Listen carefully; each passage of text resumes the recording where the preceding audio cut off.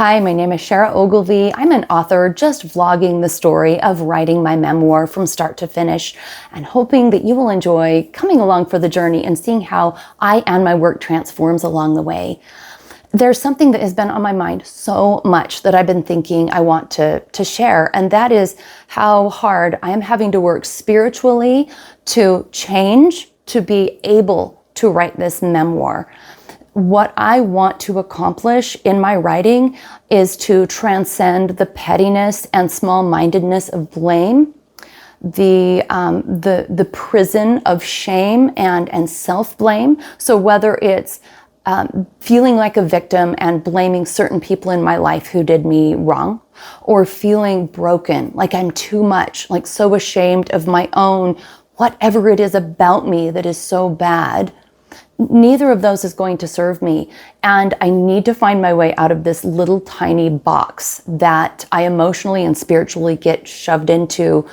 I do better at sometimes than others, but I just simply must break free of this box. If I'm going to write well, write from my heart, write something that can provide any sense of hope or peace or healing to anyone else, I'm going to have to transcend some of these heavy rocks that have weighed me down. And I think that these are things that all of us struggle with, is that sense of being done dirty by someone else, that sense of being a victim, of being powerless, of being, you get to midlife or beyond and you realize the grief of everything that could have, should have, would have been if only things had been different, if only people would not have failed you. And then there's that other aspect, the grief and the shame and the frustration around things that if I just would have known better or had more support or more strength or more wisdom, I could have prevented some of the things I did or said to my children or my ex-husband or family members or friends or myself. So many choices that I wish, if I had my wisdom now, I'd go back and change that. Well, how do you write about that without becoming deeply depressed? And then how do you, not liking yourself? How do you write about the things that other people have done to you without being angry again, hurt once more, traumatized yet another time? That is what I'm really battling. And what it's come down to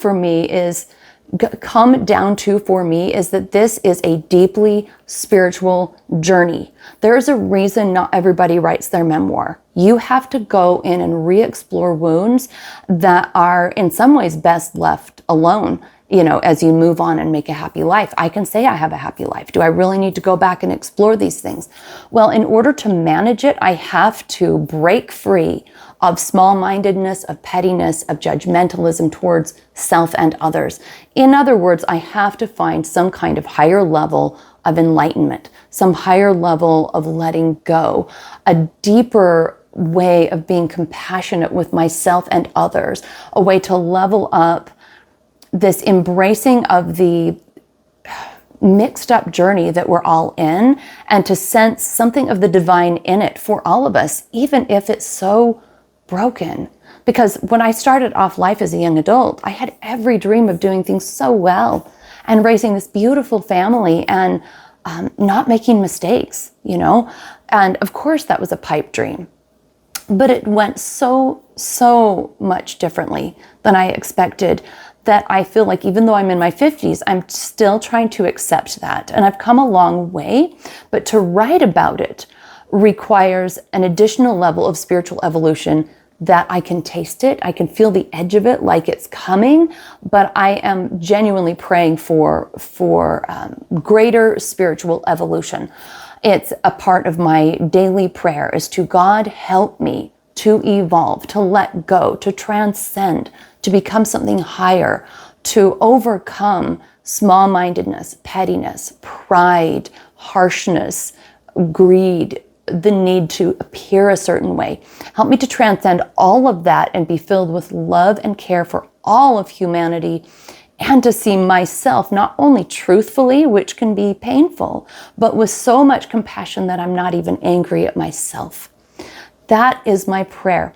And I truly do believe that as I continue to plead with God to help me evolve higher, that I'll be able to write at a level that can actually help other people. Because what I don't want to do is trauma dump and just be a victim.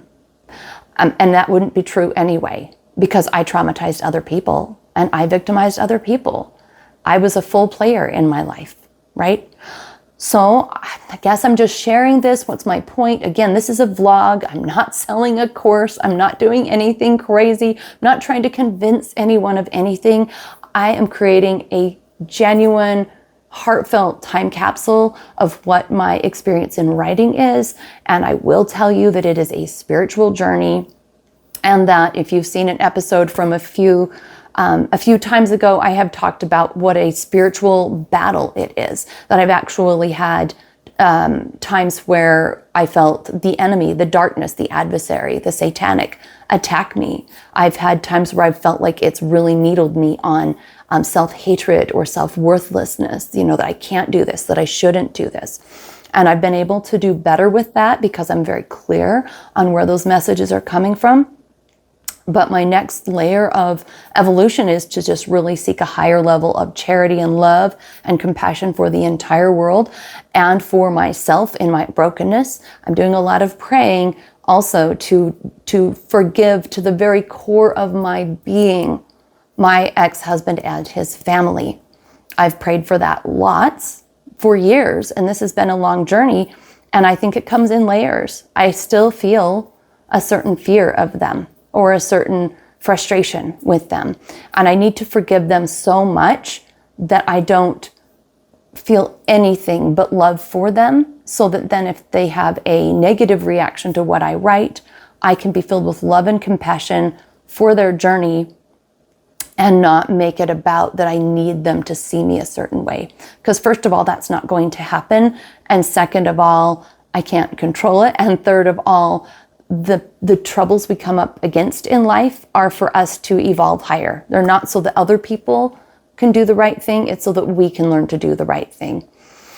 So I hope you identify with some of this. I really think that no matter what we're going through, there are boundaries we have to set with people. There are things we actually have to do to get ourselves safe. But then there comes a point where you say, I just have to rise above this. I have to again, I use the word evolve. I need to flower. I need to bloom. I need to blossom and grow and push past the pettiness and just like ramp up in my own emotional and spiritual maturity so that I can tell my story with compassion for myself and others.